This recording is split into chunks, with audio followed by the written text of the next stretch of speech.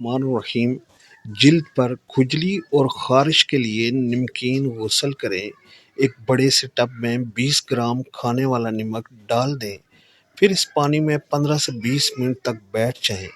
پانی کو اپنے جسم میں جذب ہونے دیں۔ 20 منٹ بعد اٹھ کر جسم کو تولیے سے صاف کریں، بلکہ یوں ہی خشک ہونے دیں۔ اس کے بعد خارش کا گھریلو علاج بھی ہے۔ سیاہ مرچ پیس کر گائے کے دودھ کے ساتھ استعمال کرنے سے اجوائن پیس کر خشک والی جگہ پر لگائیں، چند دنوں میں خارش ختم ہو جائے گی۔ لہسن کے تیل میں لیموں کا رس ملا کر مالش کریں، فائدہ ہوگا۔